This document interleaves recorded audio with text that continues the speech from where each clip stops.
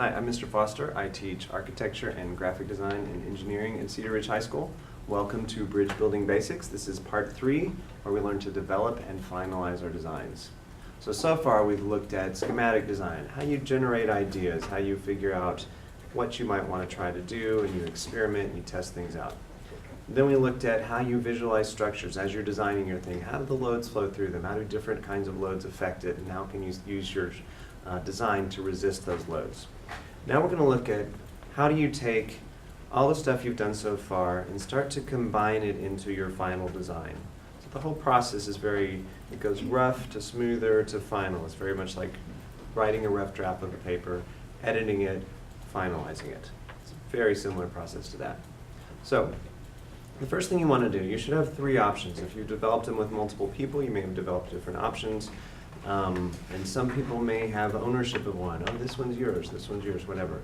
The key to this step, when you step back and evaluate your schematic design, is that you want to forget who did it.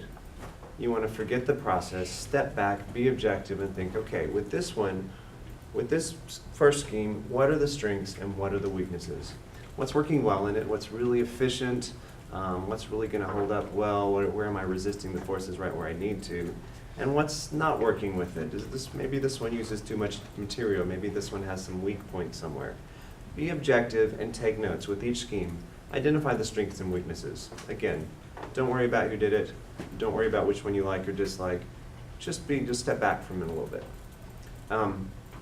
After you've gotten them all listed out, then what you can do is start to see, okay, well, maybe it's not a matter of which scheme are we going to pick. It's a matter of how can we find some way to creatively combine these into one scheme. Maybe one of your 3 schemes is really strong but has some weaknesses, and I can take clues from the other 2 to fix those weaknesses. Maybe after you've done the 3 and seen the strengths and weaknesses, it suggests some 4th entirely different one. That doesn't mean you've abandoned the process. It's actually developing the first 3 was part of coming to that 4th one. So you want to really combine the strengths, find the best of all possible worlds to come up with your final design. So far you've been working in sketches, you've been working roughly. So now what you want to do is give it real dimensions. So you're going to take your sketches, get some graph paper. Princess, I didn't get that. Okay, so now that you've stepped back and evaluated your design, you've combined it into one final design. Now you're going to give it real dimensions. You're going to get on graph paper, you use a ruler, and start to give it specific dimensions at the real scale. What you might find is that some of your ideas that seem to work when you were sketching them don't quite work when you give it real dimensions, so then you'll start to modify them. You're always developing, always changing as you go along. So this is going to be more specific, you're going to make adjustments, and then you'll have the real idea that you're going to work from. Then you want to test your concept. You take the thing that you've drawn at your real dimensions, various views, kind of re-look at it, try to visualize where the forces are going, see if there's anything you've missed, anywhere where you think a joint might be bad or where you're using too much material. Look for problems. And then if you have any opportunity, I don't know what you'll be able to do, but find ways to test it. If you can build a section and test it and push and pull on it, that would be great.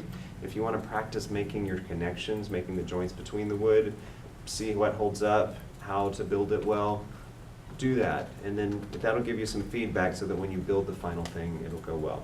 So this is the testing your concept. Sometimes when you test things, you'll find that you made a mistake. So then you might have to go back to the beginning of the process, make some changes, and then come back to it. You haven't lost time, you haven't lost process when you step back and change things. It's all part of the process. There's always feedback loops. If you test it, it fails, and you keep going, there's not much point in the testing. So then you're ready to finalize it. You've got your dimension drawing, and you're ready to start building it. I'm not going to really tell you how to build it. The one thing you should really know with building it, though, is craftsmanship matters. Craftsmanship, doing things neatly, being careful about it, making sure your cuts are very clean and neat, that you've measured things carefully. General rule when you're building stuff is measure twice, cut once. You don't want to measure once and then have to cut things over and over again because you messed up. You have a limited amount of material. If you're careless with your measurements, you're going to use up all your material. So again, measure it twice, check it, double check it, have somebody else on your team double check it, and then cut the material and start putting it together. So, and then when you put it together, be very careful with how you put the glue on, how you connect the pieces. Craftsmanship matters a lot. When we're looking at our tension and compression, those things, if they pull apart, if they twist, it's really the most likely to fail at the connection points. So be very careful, do good work, and I'm looking forward to seeing your final bridges. Thanks a lot.